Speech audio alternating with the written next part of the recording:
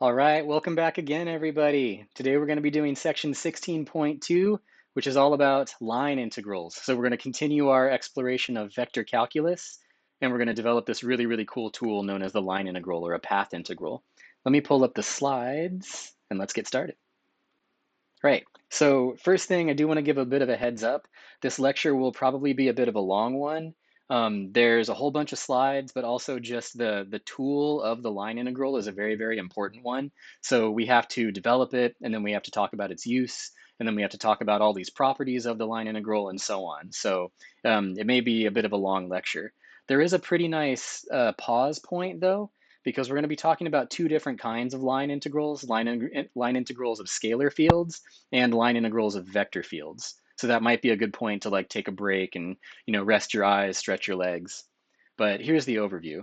So we'll just get an introduction about what we're going to talk about. Then we will develop the line integral for scalar fields. We'll do some examples.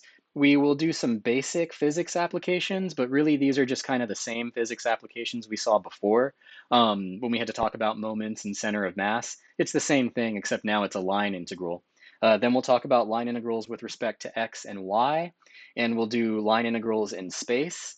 All of these ideas extend to higher dimensions and multivariable functions, but we're going to restrict ourselves mainly to dimension 2 and 3, R2 and R3, for example. But this might be a good point to pause if you need to take a break during the lecture, because then we're going to develop the line integral for vector fields.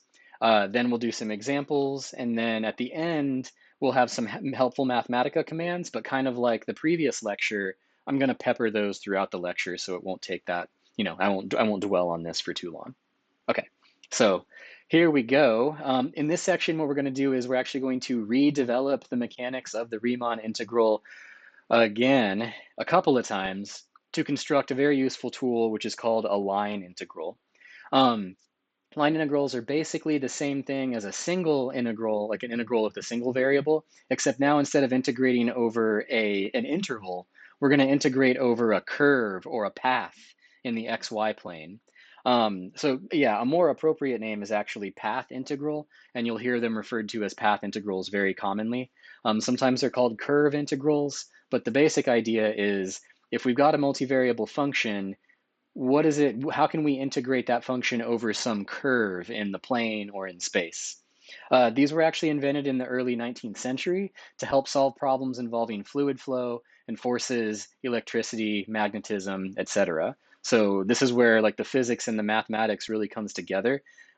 Physicists needed this mathematics in order to rigorously discuss these ideas that they were investigating in the early 19th century. We're also going to be studying two different kinds of line integrals, like I said, line integrals of scalar fields, which we'll define in a moment, and then line integrals of vector fields. Oh no, we talked about scalar fields in the last lesson. So two different kinds of line integrals. Conceptually, these objects are very different, but they do connect when working with conservative vector fields. We're going to see that, I believe, in the next section, if I remember right. There's also a connection between integrals, line integrals over vector fields and scalar fields that we will see in this section. But the connection between them in terms of conservative vector fields is just very, very elegant. So I mentioned this, but for now and for clarity, we're just going to restrict ourselves to R2 and R3 so we can get a good intuition for what we're doing here. Now, the following construction should feel familiar, so maybe you're about to let out an audible groan or roll your eyes, but here we go. Let C be a smooth curve in the xy plane defined by some vector function r, where your parameter t goes between a and b. What we're going to do is we're going to divide the parameter interval from a to b up into n subintervals of equal length. So that's basically what's going on right here. Divide that parameter interval up. And what we're going to do is we're going to look at the corresponding partition of the curve that the partition of the parameter interval induces. So the way we're going to do that is we're going to define the points on this curve as the images under that parameterization of the curve. So we're going to say x sub I is a function of t, and it's just going to be the point that you get when your parameter is t sub I. So x sub I is the x coordinate when you're at t sub I down here. And y sub I is the y coordinate when you're at t sub I down here. That's the basic idea. Then what'll happen is the corresponding points that you see right here, they'll partition our curve C into a bunch of sub-arcs or little sub-curves. And the lengths of those sub-curves we're going to denote by delta S sub I. All right, delta S sub I. The length will depend on the particular sub-arc, right? It's not going to be uniform, not necessarily. Then this is going to sound familiar. We're going to choose a sample point in each one of these sub-arcs, and we're going to label it with a special star because it's extra special. Then we're going to talk about a function f that's a scalar function of two variables, and we need the domain of f to include the curve c. All right. Now we're going to evaluate that function f at each one of those sample points, and we're going to multiply that result by delta s sub I. Okay. Then we're going to add up all of those products, and what we get is we get an approximation of the net area of the curtain, kind of pictured here, the curtain formed by our function f of x comma y, and its projection onto the xy plane along the curve c. So let me kind of explain what's going on here. Remember our function f is describing a surface in space right now. So imagine there's, some kind of surface floating above the xy plane, right? Now what we want to do is we want to integrate that function, but we want to integrate it over some curve in the xy plane. This is what it looks like if you're looking at it from the top down. This is what it looks like isometrically. Isometrically. And what we're really doing when we compute a line integral is we're literally finding the net area of this curtain that you see pictured here. And we want to find the net area of that curtain. That's what it is. So each one of these right here, these things that we're adding up, are basically rectangular approximations of that curtain at that exact spot. And then you can probably guess where this is going to go. Once we have this approximation, we take the limit as n goes to infinity, and we get our definition of a path integral with respect to arc length. So here we go. If you've got a scalar field f defined on a smooth curve c given by this vector function r, where your parameter goes between a and b, then the line or path integral of f along c with respect to arc length is given by this integral here. That integral right there. And it's defined as the limit of these Riemann sums. And as long as this limit exists, then this integral is well defined and we can talk about it and use it and so on. All right. Okay, so this is the formulation of it directly, but kind of like we've seen a few times, sometimes it's easier to compute an integral if you can integrate it with respect to the parameter that your curve is defined through, right? So here's how we do that. Think about all the way back to chapter 13, and hopefully you have this somewhat memorized, but remember the arc length function. So the arc length function that we derived in 13.3 looks like this, which is really just this. Okay, so that's giving you the arc length so far is what I like to call it, the arc length so far. The arc length of a curve from A to T, up to the point T. Now, recall also that if we differentiate both sides of this function, FTC1 means that we're going to get this. We're going to get that the derivative of s with respect to t is the length of this vector right here. So we're recovering the function in the integrand evaluated at the upper bound. That's what's happening here. Now we can separate this, that should be like a little capital D. We can separate this into differentials. So we can rewrite ds as r prime of t, the length, dt. And now we can re-express our line integral as such. Here we go. This is the line integral right here. But when we substitute in our parameterization of the curve and substitute in our value for ds, this is what the integral becomes. And written a little bit more concisely, it's f of r of t times the absolute value of r prime of t dt. So maybe I'll just ask you this. Does that structure look familiar? This little structure right here and that. Hopefully it reminds you of something that we saw in the previous chapter. Okay. So here's a very important interpretation of the line integral. So you can think of a line integral as a weighted arc length. So in other words, instead of just computing the length of an arc, we are applying a weight to every point of that curve. Yeah, of that curve. And the weight is given by the function f. So if you think about it like this, pretend this function f wasn't here for a minute. then what we would have here is just the length of the curve C. However, what we can do is we can multiply by this function f, and what that does is it gives kind of like a scaled value to every point of the curve, a weight. And so now what you're doing is you're adding up this weighted arc length, which can be helpful if you want to do something involving, like for example, density. Like maybe you have a wire or a curve that has different densities as you go through the curve. You can encode that using the notion of this weighted arc length. Um, yeah, and I kind of show it down here. If you take f to just be the unit function, if you take f to just be 1, so that means that you're going to assign the weight 1 to every point in the curve, then what you get is you just get the good old arc length formula back. So in some senses, a line integral is like a generalization of an arc length function. Um, yeah, and also we're integrating over a curve. Okay. Now, what I've got here is I've got this animation. There's a really, really great animation that gives you a nice visualization of what's happening with a line integral. It's the animation that you can find on the Wikipedia page. So I'm going to pull it up here so that we can watch it together, and you can really, really see what's happening when we are computing a line integral and what happens when we substitute back in the parameterized function. I'm sorry, the parameterization of the curve, so you can see how things are going. Let me pull it up here and we will watch it together. Oops, okay, it's there. It's here. Okay, 1 second. Here we go. Here we go. Oh, here, let me reload it. There we go. So this is what it looks like first. This is basically a contour map of your function f, right? And here's a curve in the xy plane. This is the curve C going from the point A to B. Now remember, f is a surface, so f is like a surface in space, and that's why you see this three-dimensional depiction.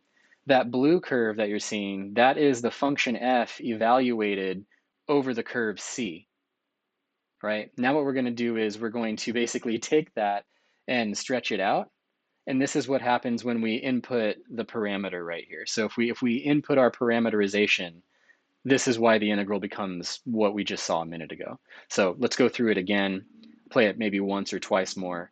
Here's our function f. There's that curve C going from A to B. And if we kind of like change our perspective a little bit, what you'll see is that. So that blue line is f evaluated on C. That's what you're looking at. Okay, this is what it looks like in 3D. Now this stretching out that you just saw right there, that is changing the variable to be the parameter t. That's where we're getting this. So what you're now looking at here is the value of this integral. This is the net area of this blue region is that integral right there. Let's watch it one more time, and then you can watch it again on your own. It's in the slides. There we go. Okay, there's C. This is what F looks like on C. There's the curtain. The curtain's right there. Oop. And if we want to know the area of that curtain, the net area, well, it helps if we can plug in the parameterization of the curve, and that kind of flattens everything out. And then we can just integrate from A to B integrating with respect to the parameter instead of the arc length of the curve. All right, so I'll stare at that a couple of more times, think about it, make sense of it, because that's basically what's going on here.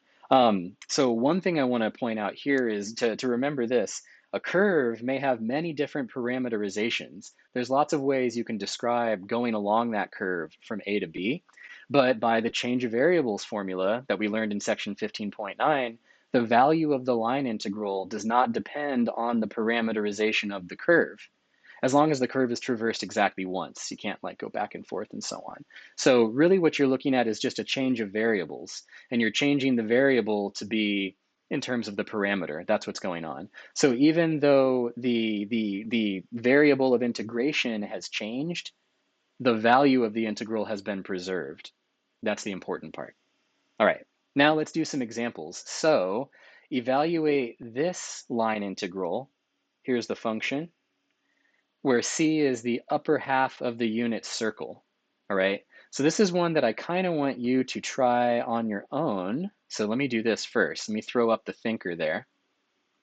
Okay, so think about it for a minute, how you might evaluate that line integral. Right. Now say something out loud. Remember, it doesn't have to be to anybody. It can be to a can of sparkly water. It can be to your hand. It can be to your pen. It can be to a rubber ducky. Just something to give your brain that feedback.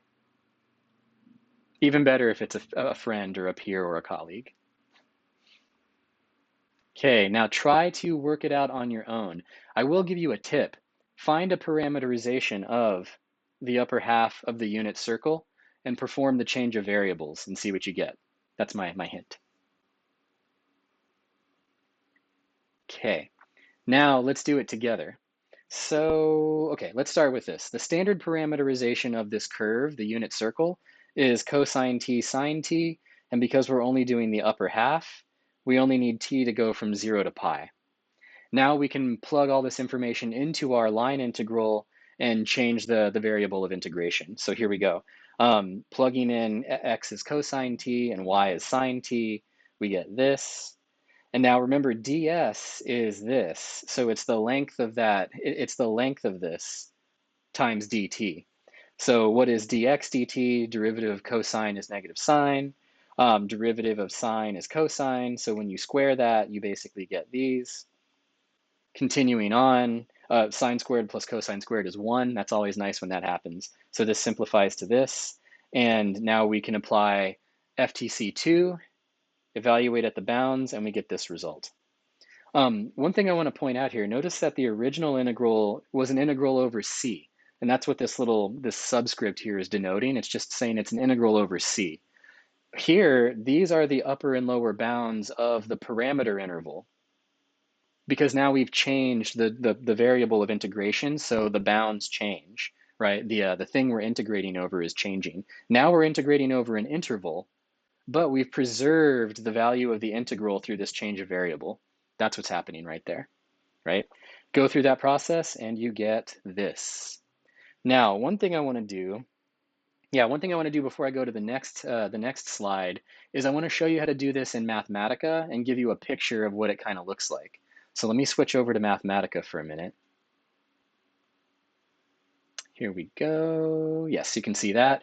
So Mathematica can do line integrals. Not surprisingly, it can do a lot. Here I just have some options that I set for my various plots. But here is where, give myself some space. There we go. Here is where I did this particular integral. So the command that you need to use for Mathematica is line integrate. Maybe not surprisingly. Here is our function. And then one part where it can be a little bit tricky is you have to obviously tell Mathematica where you want it to integrate. So what you have to do is you actually have to define a region over which to integrate. Mathematica considers curves regions, and region is really like a particular kind of object for Mathematica that you have to translate your curve into this region idea. So here our curve is given by this command. It is a circle centered at the origin with radius 1, and the angle is going to be from 0 to pi. So circle is actually a region object to Mathematica. So we're basically telling the line integral to integrate over this region right here. And lo and behold, that's what it does. So this is the same result we got. Just to, I'll run it so you can see. There it is. Same idea. Now, what does this look like geometrically? What did we just do? That's what I'm going to depict right here. So this is a plot showing both the curve over which we integrated and a contour plot of the function itself. So the function itself, you remember, was 2 plus x squared y, 2 plus x squared y. And then I just drew a plot of the half circle. This is a plot of the half circle. So what we did was we integrated this function over this curve, and this is what it looks like. So this is the picture. There's a curtain that hangs over or under this curve right here. Because remember, f is a surface. It's giving you a surface in space, and we just found the area of that curve, the net area. It's this. That's the idea. Cool stuff, huh? So now you can see pictorially what's going on, and computationally what's going on, and then analytically what's going on with our calculation. Right there. Okay. All right, now some properties. So one nice property about line integrals really just extends from the integral itself, which is finite additivity, which means if you want to integrate over multiple curves, smooth curves, just to keep things nice, you can do that. You just add up all of the individual integrals. So let me say what I've got here. If your curve C is actually a piecewise smooth curve, meaning you can break it up into pieces that are smooth, yeah, you can decompose it into pieces that are smooth, a finite union of smooth curves, then the line integral of the entire curve is going to be a sum of the line integrals over each one of those individual pieces. There you go. So that's an example right there. Not too bad. You can do the same thing with the integral, right? That's why this holds. So now, I thought I did, wait a second. Mm, Oh yeah. Okay, I do it a little bit further along, a little bit further along. Okay, so now let's talk about some basic physics applications. So the physical interpretations of a line integral really depend on the physical interpretation of the function f. Remember, you can just think about it as like a weighted arc length, but what that weight corresponds to is anyone's business, like whatever you want it to be. In this case, we can talk about, say, the linear density. So let's say we have a curve or a wire that's shaped like a curve, and the density of the wire changes depending on where you are in the curve. There you go. So we're going to let our density function be rho, just like before. Then the mass of the curve from the mass of the curve along one of these subarcs is going to be the density times the length. Same idea, right? Taking the limit over more refined partitions, you get that the actual mass of the wire is the limit of these Riemann sums, which lo and behold is just a line integral. There we go. So in this case, this is like your weight. Your weight is being determined by some density. Now, we can recover the center of mass. So remember the center of mass, that was um, oh yeah. The center of mass of the wire with this density function rho is the point x bar y bar given by these integrals. And I won't go through all the details again, but these integrals are just the moments of the wire with respect to the x and y axes. Yeah, sorry, with respect to the y axis and with respect to the x axis, like so. So it's the same thing. It's the moment with respect to the axis, and you divide by the mass, and that gives you the location of the center of mass. That's the idea. Okay, let's try it. This is one I do want you to try. So let's say that a wire takes the shape of a semicircle. So again, we've got the upper half of the unit circle, just the upper half. And let's suppose that it's thicker near the base than it is near the top. Find the center of mass of the wire if the linear density at any point is proportional to the distance from the line y equals 1. All right? So for this one, I want you to think about it for a moment.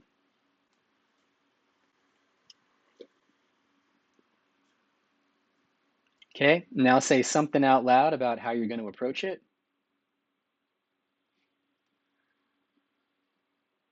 Okay, and then try to work it out, and we'll do it together in just a moment.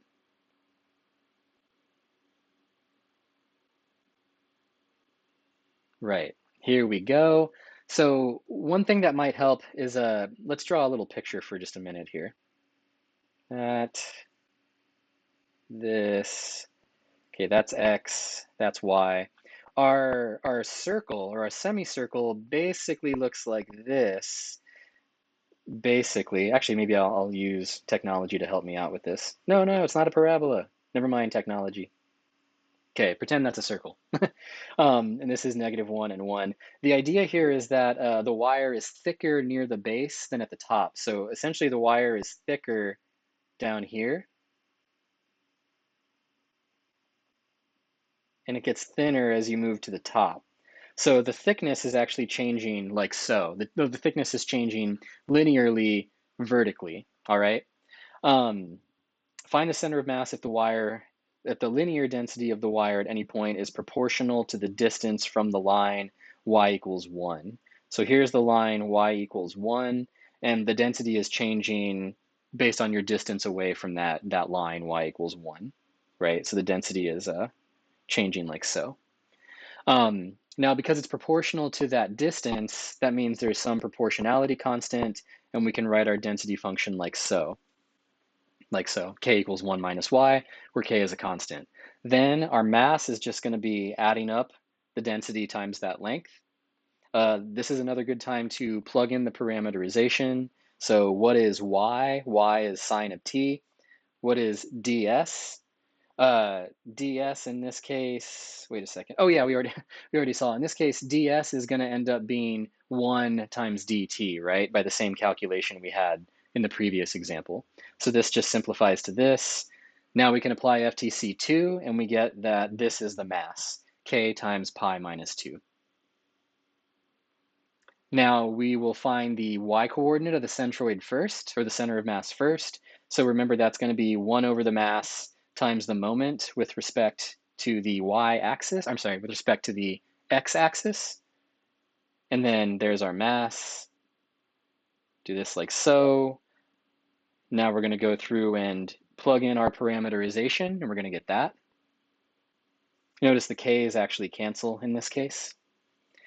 Now, this isn't too difficult of an integral to evaluate, so you can find the antiderivative and then apply FTC2, and it becomes this. So that's the y-coordinate of the center of mass. Now, for the x-coordinate, you could go through and use the formula itself, but the symmetry involved with this question can save you a lot of work. The wire itself is symmetric about the y-axis, and the density at function itself is odd, or in other words, its graph is also symmetric about the y-axis. So that means by the symmetry principle that your x-coordinate is going to have to lie on the y-axis, or in other words, the x-coordinate is going to be 0. So this is the center of mass, and then an approximation of where it is. All right, so next concept is line integrals with respect to x and y. So these are slightly different, conceptually different, but kind of the same idea. We're going to make sense of them right here in just a second. So what are they? You can do a line integral, but now you can do it with respect to x or y instead, or really any of your independent variables if you had higher dimensions. So what are they defined as? It's very, very similar, except now our differential is going to be dx and dy, because instead of multiplying by the length of a subarc, we're going to multiply by the length of a subinterval given by x and y. So the function is still the same. We're evaluating at that sample point, except now we're going to be multiplying by delta x instead of delta s. Same thing for the line integral with respect to y, except now we're going to multiply by delta y. All right. This can help explain things a little bit because I want to give you a little bit of intuition for this. Remember that dx is the same as x prime t dt, and dy is the same as y prime t dt. So you can rewrite these line integrals in terms of the parameter like we did before, but look at how the formula differs. So now we just have x prime and y prime there. Before, when we had our line integral with respect to arc length, this multiplier was the length, right? It was the square root of dx dt squared plus dy dt squared. So now we're only multiplying by like the x component of the tangent, and here we're only multiplying by the y component of the tangent. So we're kind of isolating our view in a little bit when we do these line integrals with respect to x and y. Geometrically, it kind of looks like this. Hold on one second. There we go. Little too chilly. So let me explain this. So roughly speaking, line integrals with respect to x and y are kind of like finding the net area under the projection of the curtain. Wait, I should say projection of the curtain, sorry. Of the curtain onto the xz and the yz planes respectively. This is roughly speaking, so this is not exactly accurate, but it gives you a good way to start thinking about it. So imagine that this is the curtain, right? And you could project that curtain onto the xz plane. Then what you're really doing is you're finding the net area of this shadow, this projection, right?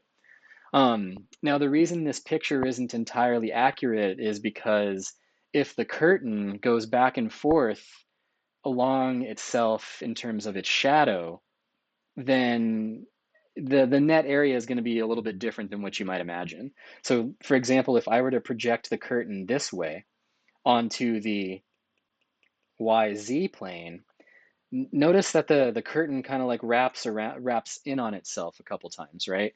Like it goes in and then it goes out. So what's happening is when you compute the integral with respect to y, the line integral, like maybe this one would be c f x y dy, and it would be, I don't know, something like that, right? So the issue here is, remember that this f is kind of acting like a weight at every single point on the curve. So as you integrate with respect to y, there's going to be this overlap where things kind of go back and forth. And because this is an integral with respect to an interval, right? Essentially just an interval in terms of y, when you go backward, or I should say, when you go backward along that interval, the integral is going to perform a subtraction, right? Because the sign changes. So if you're going forward this way, it'll add up that weighted area. But then if you go backward this way, it's gonna erase that weighted area, but it's not going to be exactly the same area that it's erasing because it depends on f. So you may be like adding a lot of area in the first pass with respect to y, but then subtracting away a tiny area with the second pass in respect to y. And so geometrically, it gets kind of messy, right? It gets kind of messy. But that's really what's happening. You're kind of computing the net area of the projection of that curtain. That's really what's going on. If you have more questions, just ask me in class. I hope that clears things up a little bit, but that's basically the idea. Okay. Um, Now, for some notation, line integrals with respect to x and y actually occur together quite often. So it's customary to abbreviate the sum of those two integrals like so. So this is like with respect to x, with respect to y. So a lot of times we will abbreviate this sum by just merging it and writing it as a single integral. It's just like a notational thing that works very well. Now, here's a question I'll ask you, and maybe you can think about it just for a minute here. Um, do you think this is true? So if I look at this integral here, is that equal to what I would get if I just added up p and q and did the integral with respect to s, with respect to arc length? What do you think?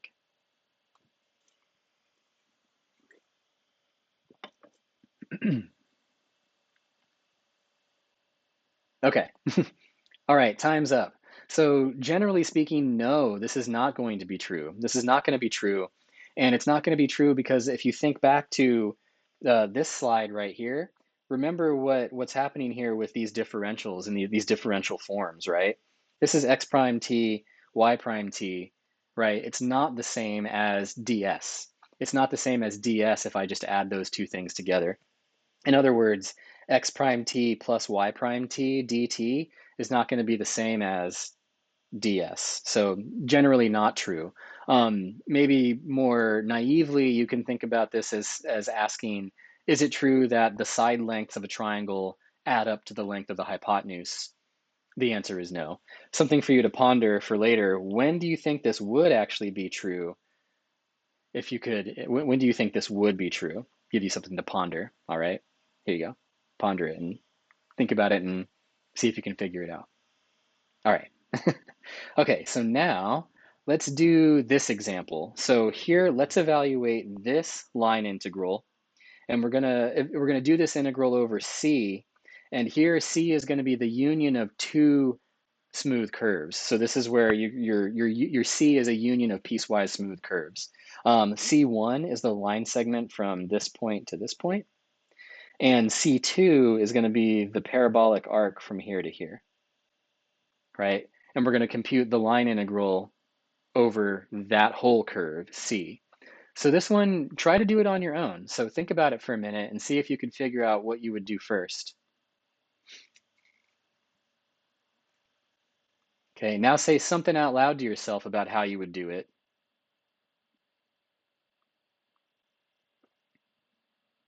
and then try to work it out on your own. To give you a little bit of a hint, one thing I'll say is if you want to integrate over a curve, you're going to need a parameterization of the curve. So that's one hint I'll give you. The second hint I'll give you is, remember, if you want to integrate over a union of piecewise smooth curves, you can just integrate over the curves individually and then add the results. All right? So you do that, and then we'll work on it together right now. Okay, so let's see. We've got our two curves. First thing we need is a parameterization of C1, and we're actually already given a parameterization of C2, so that saves us a bit of trouble. Here we go. So recall this parameterization of a line segment. If you remember back from, geez, like section 12.5, I think, there was this particular formula that I said is always a good one to have in your back pocket, the parameterization of a line segment. 1 minus t r naught, t r1. And this will take you from R naught, take you from R naught to R1. So let's let R naught, we're told which direction to go. So R naught is going to be given by this position vector, -5, -3, and R1 is going to be given by this position vector, 0, 2. So then the parameterization of our line segment is going to be given by this formula, which becomes this. And then when you multiply and simplify and combine like terms, you get this. So this is a parameterization of the line segment that we're looking at. Right. So that's our x function, and this is our y function. Oops, forgot to do these ones too. There we go. All right, so now if we take those derivatives, differentiate x with respect to t, differentiate y with respect to t, then what we can do is we can plug in our parameterization for y and x and dx and dy. So that's what I have here in this step. Here is y squared, and then dx is 5 dt, right? So I'm replacing the whole differential dx with 5 times dt. I'm changing the variable of integration. Same thing here. Here is x, and 5 dt is dy. So I'm replacing dy with 5 dt. Now everything is in terms of t. Notice that, t, t, t, t. So now we've just got a good old single integral with a single variable integrating over the interval 0 to 1. Fun part, right? So multiply everything out, combine like terms, simplify, and you get this. So you get a single integral. Luckily, it's a polynomial, so you can apply the power rule, run FTC2 on it, evaluate at the endpoints, and take the difference, and you get -5/6. There it is. Okay. Oops, sorry, that should not say example 4. That's example 3 still. There we go. Okay, so that was the integral over the line segment. Now we need to do the integral over the parabola, right? So luckily the parabola is already given to us in a parameterized way. We just take y to be the parameter. So here, x equals 4 minus y squared. If you plug in a y, you get out an x. So it's already parameterized by y. So in this case, we're going to let x be this. We're going to let y be y. And we're going to go from when y is -3 to when y is 2. There it is. Same deal as before, compute dx, so differentiate this with respect to y, and you're going to get -2y dy. And now we can sub everything in. So sub in what we know for y and x and dx. Here we go. Y is y, dx is -2y dy. X is this. This is already dy, so no change. And now notice everything is with respect to y. Everything is in terms of y's. There we go. Now we got a good old single integral, integrate over an interval, and voila. FTC2 gives us this, 40 and 5/6. Right. Now we did our two integrals. If we want the integral of this over the entire curve, we just add those two results. So by finite additivity, the integral over this curve is the sum of these two integrals over those curves. And that'll simplify to 40. Not too bad, huh? Okay. One thing, let me see here. Yes. Okay. All right. So one thing is this. Notice that in the last example, the one we just did a second, like right now, we got different results for the integral depending on which path we took between the points. So that's an important detail here. If we went along that straight line from -5, -3 to 0, 2, we got a number. If we instead went around, or went around along that parabola, we got a different number, right? So in general, the value of a line integral depends not only on the endpoints, but the path between them as well. So this is something a little bit different than we've seen in the past. The way that you go between the 2 points affects the value of the integral. And it makes sense if you think about it geometrically and intuitively. It still makes sense there. In the next section, we're actually going to see conditions under which the line integral is independent of path. So there are situations where it actually doesn't matter which way you go to get from point to point, that the value will actually be the same. All right, and that punchline is coming in the next section, so I'll save it for that. However, there is this thing. So one thing we did do in the previous example is, or maybe we were given it, I should say, we chose an orientation in the previous example. In other words, we chose which way we were going to go from point to point. We chose which point was the starting point and which point was the ending point. Now that actually will affect the sign of the integral. So if you decide to call point B the first point and point A the second point, that essentially has the effect of changing the sign of your integral. That's basically it. Um, yeah, so let's write this out mathematically. Let -c be the curve C, but oriented oppositely, oppositely. So let's say C goes from here to here, -c would go from here to here, right? So what'll happen is that'll change the sign of the integral. So the integral of f over -c with respect to x is going to end up being negative, right? Negative here. And the integral with respect, the integral over -c with respect to y is going to be negative as well. Um, why is this actually happening? Why is the sign changing? Well, it makes a lot of sense if you remember why from Calculus 1, you had this result for single variable integrals. Remember how when you changed the order of the bounds, it changed the sign of the integral? So in case you don't remember, or maybe your teacher didn't explain it, this integral is oriented already. When you integrate from a to b, that means that your delta x in the construction of the Riemann integral is going to be positive, because you're basically taking delta x is like x sub I minus x sub I minus 1, right? So it's going like from here to here, and you're finding the distance, the displacement, I should say, from here to here. Now, if you change the order of your integration, if you integrate backward, then delta x is now negative. Delta x is negative, so it changes the sign of the integral. That's why that's happening here. And that's why that's also happening here. It's the same thing. It's the same thing. However, and this is why arc length is nice, if you integrate a scalar function f with respect to arc length, the value of the integral does not change when you reverse the orientation of the curve.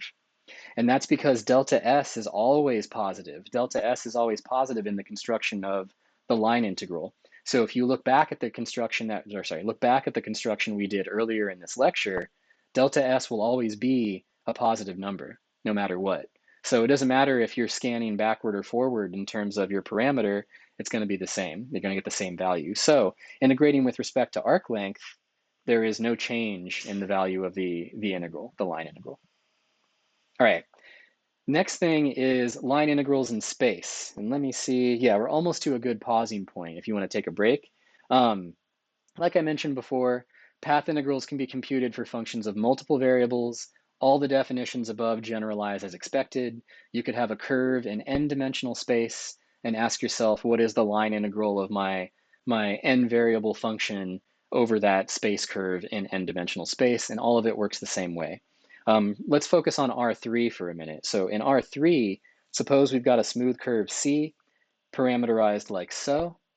Then the line integral with respect to, wait, what am I looking for? Oh yeah, yeah. All the line integrals are the same. The one catch is that you can't really visualize it anymore, but you can still talk about line integrals with respect to x, y, and z. For example, something like this. It's just now you're going to be, dz is actually z prime t dt. But it's much harder to visualize because remember, the graph of a three variable function lies in four-dimensional space. So the geometric visualization is very, very difficult, if not impossible. All right. But it does still work mathematically. So even when your intuition fails, the mathematics comes in to save things. All right. Okay, so now, yeah, here's one that I think you can do on your own too. We have the theory, you have the tools, you have the skills.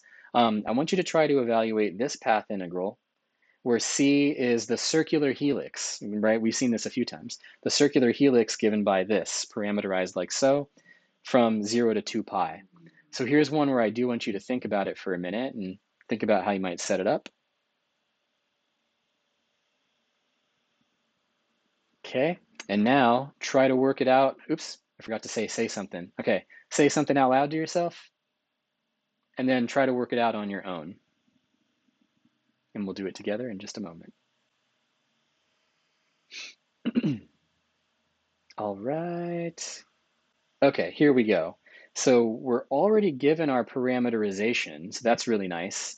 At this point, we just need to substitute in our parameterization and go from there. So it shouldn't be too bad actually. Yeah, I jump right into it. So y is sine of t, x is cosine t, z is just t. So y becomes sine of t, z is sine of t, or I'm sorry, sine z is sine of t. Remember, ds is this. Luckily, these derivatives are not hard to calculate. So dx dt gives you, oh wait, do I have a, I think that's a typo. Sorry, dx dt, I guess it doesn't matter because it's all going to commute anyway. Dx dt will be negative sine t, and when you square it, you get this. Dy dt is going to be cosine t, and when you square it, you get that. And then dz dt is just going to be 1. Derivative of t with respect to itself is 1, right? So you get this. Cosine squared plus sine squared is 2. I'm sorry, 2, what am I saying? Is 1. It's 1. So then you get a square root of 2, which you can pull out to the front of the integral. And now you're really just integrating sine squared of t, and you can use the standard techniques from when you learned about trig integrals back in Calc 2. Use the power reducing formula, apply FTC2, evaluate at the bounds, take the difference, and you get this right there. Okay, now a quick little jump to Mathematica. Let me show you how Mathematica can do it the same way. So Mathematica can still compute line integrals of multivariable functions, right? So this is one of the great things about it. Here we wanted to integrate this function, and now our region is given by that circular helix. So this is a curve in three-dimensional space. Remember, region is like a Mathematica object, and this is the parameterization of that helix. And we're basically just telling Mathematica to integrate this function over points in this space curve. And there you go. And same thing we got, root 2 times pi, root 2 times pi. So Mathematica can help you if you have to do these integrals over even higher dimensions. There we go, same thing. All right, now this is a good time to pause. So let me pause here for a minute. We talked about line integrals of scalar fields. We're about to get into line integrals of vector fields. So if you need to take a break, stretch your legs, stretch your eyeballs, don't stretch them too hard though. Like you don't want to yank your eyeballs out of your head. Take a minute and we'll get started in just a couple minutes here. Oh, I'm gonna stretch. Oh, crack my neck. Oh, okay.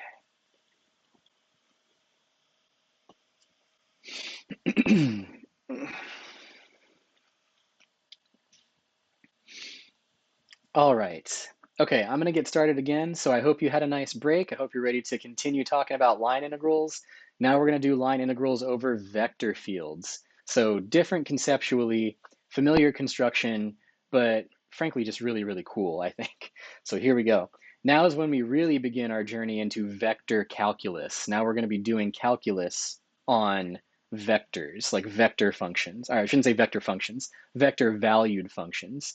So earlier in this course, if you remember back from like, geez, maybe section, I think it was section 12.3 when we first talked about the dot product. One of the things we saw was that the work done by a constant force F in moving an object from point P to Q in space was given by the dot product of F and D, where D is the displacement vector, right? That's what we did way back earlier on in the course. Now, let's suppose that our force F is actually a continuous force field on R3. So now the force is given by these component functions here, right? So you've got forces acting in different ways depending on the direction. What our goal is to compute the work done by this force field in moving an object along a space curve C from an initial point P naught to a terminal point Pn.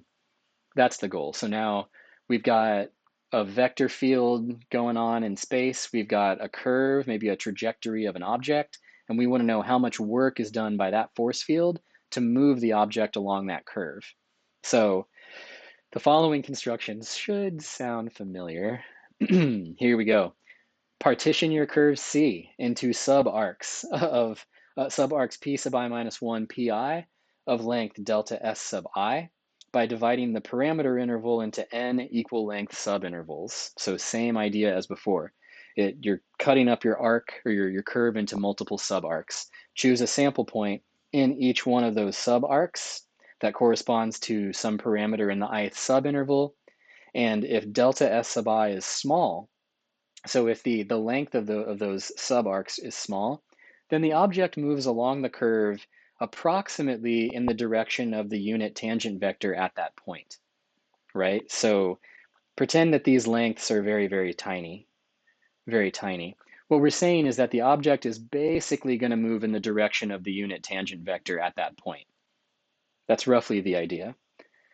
So consequently, the work done by the force field in moving that object from P sub I minus 1 to P sub I is approximately the same formula as before. The force times the distance, right? The displacement vector in this case. So remember, T of T is a vector. It's a unit vector in the direction of the tangent. And delta S sub I is the length of the arc there. So we're basically talking about going this far in this direction, and we dot those two vectors, and I'm going to rewrite it like so. Now you should start to see that structure just pop up over and over and over again, right? F dot T times delta S. Maybe you can imagine what's going to happen next. We're going to add up all of those approximations, all of the approximations of the work done. And then we're going to take the limit as n goes to infinity, as those subarcs shrink to nothing, and we get this, like so. This is the integral that we get. Written a little bit more concisely, we can say this. This is the work done. So what does this formula say? It says that the work done by the force field in pushing an object along C is the line integral with respect to arc length of the tangential component of the force field along C, which makes a lot of sense. Really, really makes a lot of sense. What is this thing doing? It's picking out the amount, or it's picking out the amount of force that is in the direction of the tangent vector at every point on the curve. That's what it's doing. It's like picking out that amount. Then we're going to add all those amounts up, and that'll tell us the total work done. Cool stuff, huh? And again, it makes sense if you think about this picture, right? We're adding up the work done along each one of those tangent vectors at every point, the work done by the force. So the dot product is basically accounting for how aligned the force is with the tangent vector. There it is. Okay, now we're gonna modify this formula just a little bit to make it a little bit nicer. So if our curve C is given by this vector equation, then from our previous studies that we saw back in, chapter 13, I think section 13.3, remember T of T is R prime of T divided by its length. That's how you get the unitalness of it. Dr dt is R prime, and ds is this, length of r prime times dt. So now what we can do is we can rewrite this formula in something even more concise. So just plugging in our stuff, we have f of rt times r prime t over the length. That's this right here. So basically this corresponds to this. This corresponds to ds. And then these are actually going to cancel. And so what we get is this. And for convenience, we often just denote this as f dot dr, where this is dr. Yeah, which makes sense, right? Because if dr dt is this, then that means that dr is equal to r prime of t dt, which is that. So f dot dr, and that's the work formula. Altogether, we basically have this. So this is what we call a path integral of a vector field along a curve C. And this just kind of encapsulates everything we talked about. Let f be a continuous vector field defined on a smooth curve C, which is given by a vector equation r of t. Then the line integral of f along C is this. There it is. All right. All right. Now, I kind of already said this part, so I hope this makes intuitive sense, but really this is just saying that the line integral over a curve in a force field adds up the curve tangential component of the force acting on the curve at every point. So considered another way, this actually gives us a measure of how well the curve is aligned to the force field. So for example, if the force field is the same direction, is the same direction as the curve, I can't do it, there you go, same direction as the curve, then the dot product is going to be larger, right? So it's going to be really helping things along. But if they're orthogonal, the dot product is going to be 0. So that means the force field is not really helping anything, right? And if they're opposite, that means the force field is actually tugging on it and saying like, no, you can't go that way. So that's really what's happening here with this construction. Very, very cool. I think it's just very cool stuff. Now it's also cool, and we're going to see this a lot more in the later sections. If C is a closed curve, meaning like a loop in some sense, that the terminal point and the endpoint, the terminal point and the endpoint coincide, then what this integral tells us is the circulation of the vector field around C. So in other words, it's telling us how much the vector field circulates around that curve. That's what it's telling us. Okay, let your mind wander in terms of that idea. Okay, let's do an example. Try to find the work done by the force field given by this vector field in moving a particle along this quarter circle, given by this parameterization. So the circle is being parameterized in the standard way. It's going counterclockwise. And the force field F is what you see pictured here with all these arrows going like so. All right, so here's one that I want you to try on your own. Try this on your own and we'll do it together. So think about it for just a minute.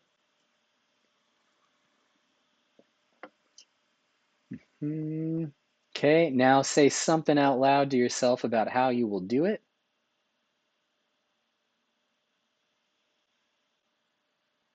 Okay, and then try to work it out on your own. Remember the formula that we saw right here, and then we'll do it together in just a minute.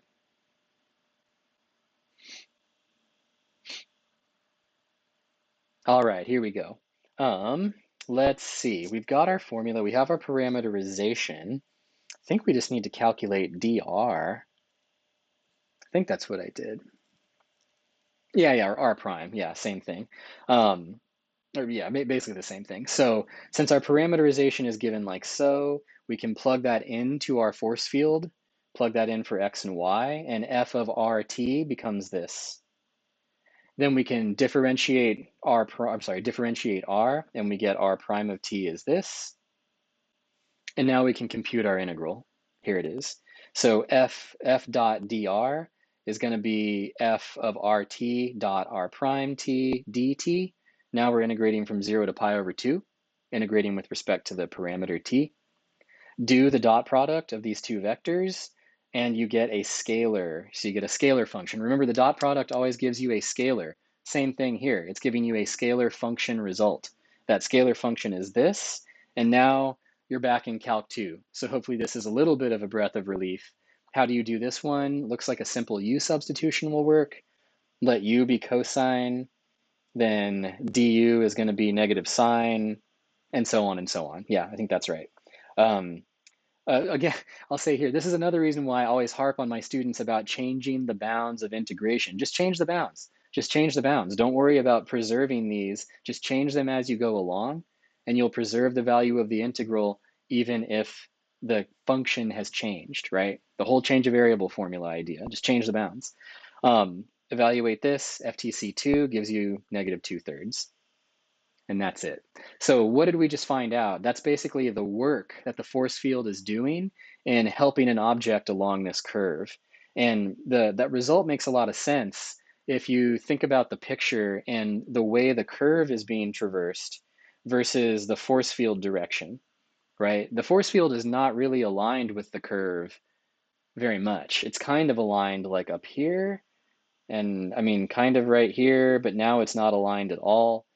I'm sorry, what am I saying? It's not aligned here. It's going backward, right? It's going backward. Our curve is going this way. Our object wants to go that way. Our spaceship, our particle in the water, or whatever, wants to go this way. That's where we want it to go. But the force field is pushing back. The force field is trying to push it in the opposite direction. There we go. So that's why we got a negative sign. That's why we got negative 2/3. Yeah, because the motion of the particle along the curve is against the current. It's against the current of the force field. So we're actually fighting the force field to go this way. Fighting the force field. Yeah, I'll leave it at that. Okay.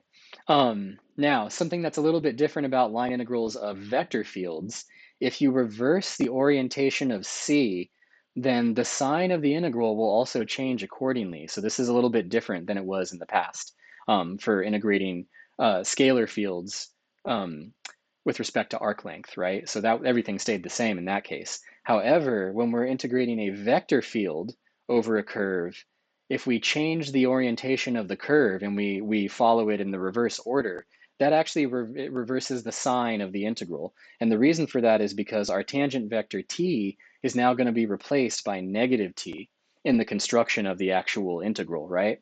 So what happens now is f dot t is going to become f dot negative t, because negative t is the direction of the tangent when you're going backward along the curve, right? So the sign of the integral changes. So in other words, if you reverse your orientation along the curve, it reverses the sign of the line integral. So a bit different when it's a vector field. All right, next. Okay, here we go. So here's another one that I want you to try to do. I believe you can probably do it on your own. Try to find this line integral where the vector field is given by this function, and C is the twisted cubic given by x equals t, y is t squared, z is t cubed, and we'll let t go from 0 to 1. So think about it for a moment. Right? Say something out loud to yourself about maybe what you could do first. And now try to work it out on your own, and we will do it together in just a moment.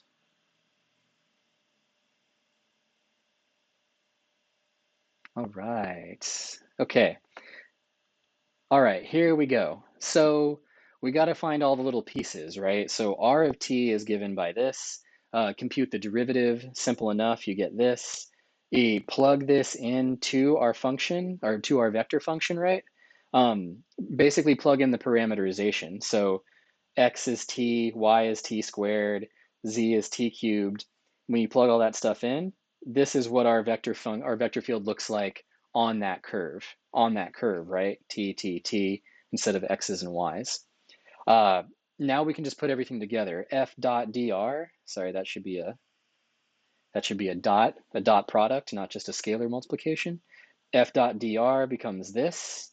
When you dot these two functions, I'm sorry, dot these two vectors, you get this, and you can just see it kind of component wise. 1 times t cubed. Here you'll get 2t times t to the 5th is 2t to the 6th. Here you're going to get another t to the 6th, 3 of them. So you end up getting 5t to the 6th. and then now you've got a single integral and a single variable over an interval, and everything is hunky-dory. So FTC2, and then you get 27 over 28. All right, now here is where I'm going to go back to Mathematica. So I want to show you how Mathematica can compute this as well, and to show you a picture, a 3D visualization of what this looks like. Let me pull it up. Here we go. Yes. Okay, so let me explain my code a little bit here. Here is the force field. So the vector field is F, and it was given by these component scalar functions, right? Now I decided to define the region separately just to make this a little bit easier. But the region that we are integrating over is just the cubic. It's the twisted cubic given by these formulas on this interval. And then I just did line integrate there. So Mathematica knows that you're computing the line integral of a vector field or a scalar field. You don't need to distinguish it. It's built into the objects themselves. So integrate this vector field over this space curve, and the result that it gave was 27/28, which is what we calculated. One thing I'll point out is notice that this value is positive and it's pretty close to 1. So that means that the vector field is helping us along quite a bit. And if you look at the geometric interpretation, you can really see why. All right, so see if I can say this. Okay, so the blue curve that you see built in here, that is the twisted cubic. So this little light blue curve going through here. The vector field is all the little arrows, right? Remember, the bluer the arrow, the less strong the vector is, the less strong the force is. The more yellow the arrow is, the stronger the force is. There you go. But as you can kind of see, there's a lot of places where the vector field is pretty well aligned with our curve. They're almost always kind of pointing in roughly the same direction, right? It's different from the last example, because remember in the last example, there were actually places where it was like opposite, where, we were trying to go along the curve, but the force field was pointing in the opposite direction. That's not really happening so much here. So overall, when you add up all of those tangential components of force, you get a positive number. So the force field really is helping us along in that case. The work is positive. Right. Okay. All right, almost through here. Just a couple more things to go over at the end. Yes, yeah. So now what we're going to do is we're going to derive a really, really elegant connection between line integrals of vector fields and line integrals of scalar fields. And we'll see, honestly, just an even more profound connection in, I think, the next section, 16.3. But here's the setup. So suppose we have a vector field given by this, f equals pi qj rk. And suppose we have a smooth curve c in R3, and we're going to compute the line integral of f along c. So we're just doing this in general, right? Doing this in general for like a general vector field in R3 and so on. So let's see what we get when we compute the line integral. So using our formulas, we've got f dot dr. We can convert that to an integral in terms of the parameter t. F of rt is equal to this, r prime of t is equal to this, and we're going to dot those two vectors. So dotting those two vectors yields this mess, but it's not so bad. I mean, you're just doing a dot product, so you get this times this, plus this times this, plus this times this, right? So then you get these three terms. There's this one, and this one, and this one, right? Now we're going to distribute this differential to each one of those terms, the dt, and we get this, this, and this. Okay, now here's where something cool happens. Remember that x prime t dt is dx, and y prime t dt is dy, and z prime t is dz. So what we end up getting is p dx, q dy, r dz, which is right here. And that's the connection. So this is the just a really, really elegant connection between line integral of a vector field over a curve and how it relates to the to the component functions of that vector field, right? That's really what it is. So here's the proposition. With the setup we had before, we can rewrite this integral here in terms of the component functions of the vector and integrating with respect to x, y, and z instead of with respect to arc length, right? That's basically what's going on. Okay, now, why does this make sense? Maybe we can get a little more intuition for why this is happening. So, I'll say this. First of all, this extends to multiple variables. So it doesn't matter if we've got a vector field in R3 or R2 or R1 or R a million, or maybe I should say V3 and V2, V1 and V a million, either way. It holds for all of these. However, if we look at the physical interpretation of what this is saying, it makes a lot of sense. So what this is really saying is the work done in moving an object along the curve C by this force field is the sum of the work done in each coordinate direction. That's really what's happening. It's like this with respect to x, this with respect, or sorry, not with respect to x, this times dx, this times dy, this times dz.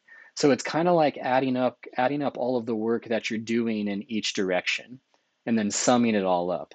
And that's why you're getting the net work done to move the object along. That's really what's happening there. Okay. Then, just to round things off, we already saw it, so I won't dwell on it now, but here are the helpful Mathematica commands that I was using during the lecture. Remember, you can download the Mathematica notebook on Canvas and mess around with it yourself. These link to the help pages for those particular Mathematica commands. So if you need to look them up, you can look them up there. But on that note, after quite a while, whew, let's play. Luckily, you get to take a break now before we have to play, but that's it for the section on line integrals. Looking forward to working with you all on this. I also recommend that you do try to use Mathematica just to kind of visualize these things. It can help build your intuition. But I know this has already been a long lecture. I won't ramble for too much longer. Thank you all again, and I'll see you next time.